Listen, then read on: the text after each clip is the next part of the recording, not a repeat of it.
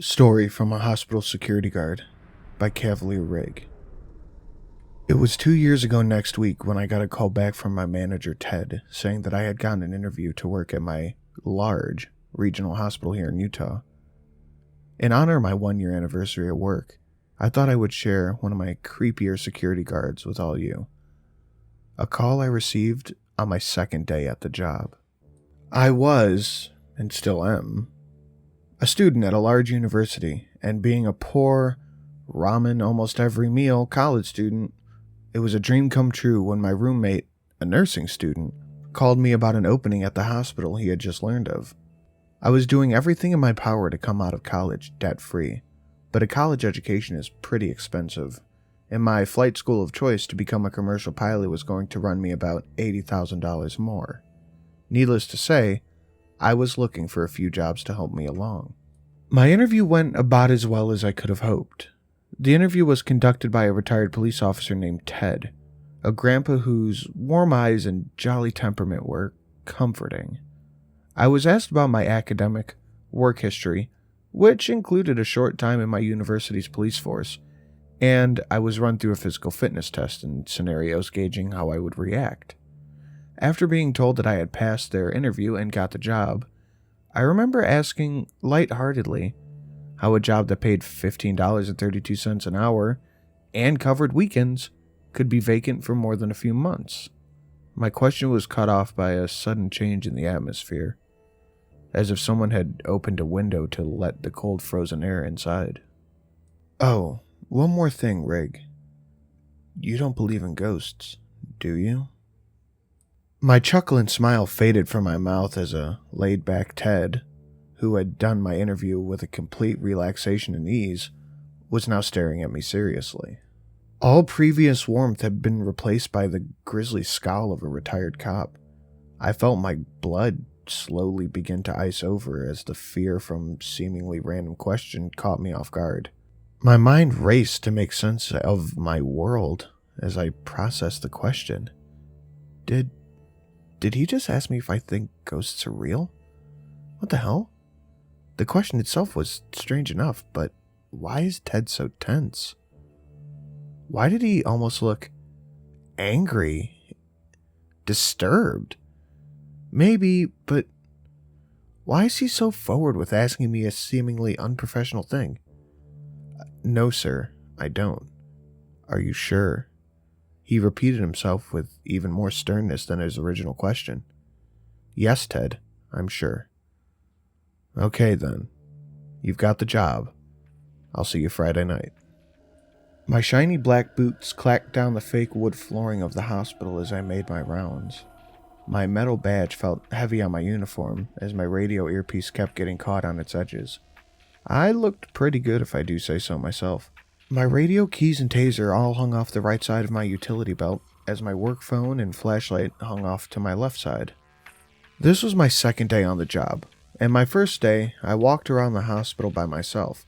The night before, Friday, I had been guided around by Devin, a senior security officer who had shown me around the winding and twisting halls of the hospital. Now, with Devin responding to an emergency helicopter landing out on the helipad, I was left alone to navigate the labyrinth. It was approximately 2:15 a.m. when the phone's tone blared to life at full blast. After snapping my eyelids to attention, I had been sitting at my desk with the plasma screens displaying countless feeds from the interior and exterior security cameras when I started to doze off slightly. I answered the phone in my most official tone I could muster, trying to hide any sleepiness in my voice. Security, how can I help you? Hello? You have reached hospital security. Do you need help? Hello? Can you hear me? My manner shifted from urgency to mild annoyance at the thought of getting a pocket dial from a nurse's work phone. All I could hear was silence and ambient static on the other end. No indication that someone needed my help. I looked at the in-house phone number and was instantly confused. 72493. At the sevens at the front of the number, that means it's a landline. I thought to myself as I cupped the phone with my shoulder and ear and looked through my notepad. As my mind began to falter in making sense of the situation, I heard a faint voice that sounded like an elderly woman over the line. Hello? Oh, hello. Sorry, I'm a little new here and I couldn't hear you. This is hospital security. How can I help you? Where am I? Ma'am? Are you lost? How can I help you? It's cold and I don't know where I am. Please, come help me. I heard the soft click of the line being hung up. While I was confused, I wasn't without a sense of the situation. I had been debriefed that since this was a hospital, we often had a lot of old, senile patients that stay overnight at the hospital, that would sometimes get out of their beds and wander, thus getting lost. While in most of these situations, it would be a nurse or a tech calling me about a missing patient and calling an adult code pink, hospital code for a missing patient. The landline phones, if picked up, would automatically begin dialing security if no buttons were pressed for a few seconds. All of the landline phones in the hospital did this, and they are marked as such. It was not out of the realm of possibility that an elderly woman had gotten lost and called me. I looked up on my interactive map where line 72493 was, and it gave me the location. South Tower, 2nd floor, room 5. I jogged down the hall to the elevator of the South Tower, determined I was going to find whoever called me. I came out of the elevator and rounded the corner, and I stood in shock as I read the plaque next to room 5. Morgue. Employee clearance required. Red flags and warnings, alarms, everything were going off in my head. How could a patient have gotten into the morgue? The doors need a badge scan to get in. How could she have gotten in? I felt my heart rate climbing as I recalled the elderly woman on the phone mentioned something about being cold. I shuddered at the thought, but I scanned my badge and entered the dark room. I would be damned if I was going to lose my job because an old lady got lost, called me, and I didn't do anything about it. The door gave a loud click as I walked in the dark morgue. The hum of the large silver freezers to my left filled the silent room with an ominous, electric noise. The small circle of my flashlight illuminated the room as I attempted to find the switch and turn on the lights, but to no avail. The light reflected off the sterile steel autopsy tables in the middle of the room, casting long shadows to distort themselves on the walls. My boots made a betrayingly loud smack as I walked on the tile towards the doctor's office where I assumed the phone would be. On the right, shelves and racks of jars and liquids what I could only imagine to be samples lined the wall, giving off a sickly smell of formaldehyde. As I approached the closed door to the doctor's office, autopsy record room, I noticed a faint glow of light coming from under the door. A shadow moved across the room, back and forth, in a slow yet sporadic way, as I could tell there was someone moving inside. My patient! I knocked on the door, only to see the shadow move closer to the door, almost completely obstructing the light from the office. Hospital security, please open the door. Where am I? The female voice from earlier replied back in the same tone as on the phone. Ma'am, you are in a secure part of the hospital. I'm here to take you back to your room. Your nurse will want to see you.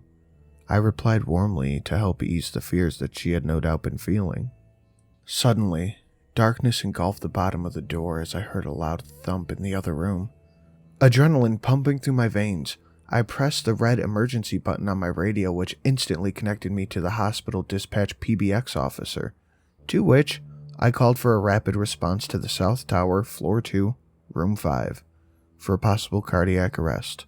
I ripped the radio off my belt to get to the keys as it blasted 5 loud chirps that help was on the way. I placed my flashlight on the cold autopsy table, the light facing the door, as I fumbled with my keys to get to unlock the door. As I jammed the master key into the lock, I turned it as hard as the tumbler would give way to the force.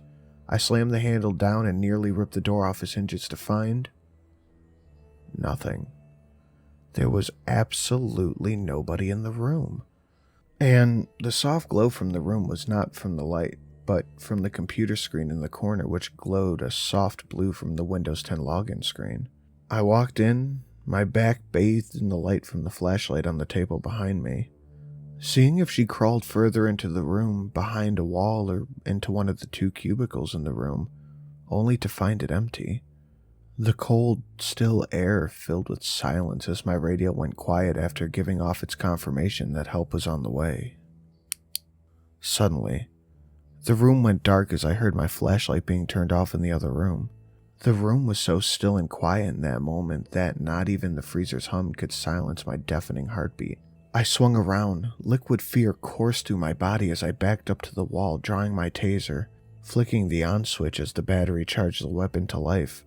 I don't know what was in the main room of the morgue, but there was something there. The computer's soft glow illuminated the pure horror in front of me. The outline of a shadow figure as it glided close to the door silently, facing towards me. The figure was smaller, maybe 5'6", and had completely trapped me in the small office. Seeing the small green ready light on the display of my taser, I pressed the arc button and sent a current down the metal prongs of my weapon, lighting the wall with a white glow. In those brief few seconds, I saw the figure illuminated. A pasty white woman with dark holes for eyes, standing barefoot in a hospital gown.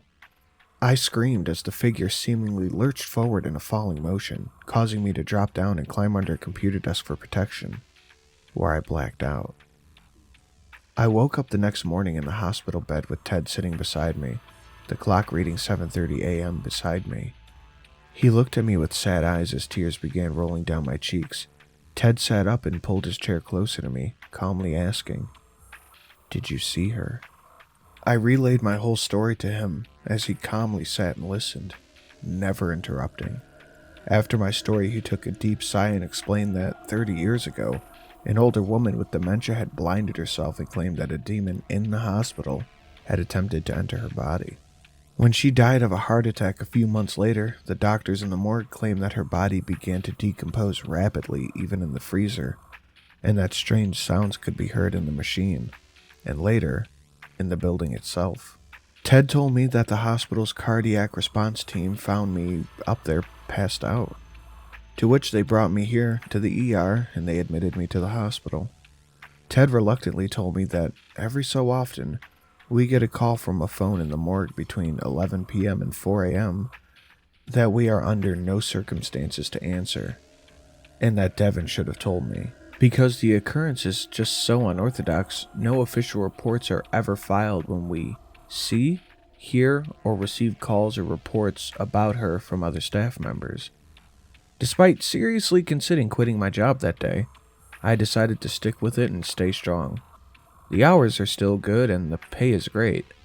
Now, as I look at my past year working here at the hospital, I can honestly say it's not too bad, Reddit. I have seen the entity twice since then, but now I can honestly say that I'm not scared anymore. Now, if you'll excuse me, I'm getting a security call, and it's from line 72493.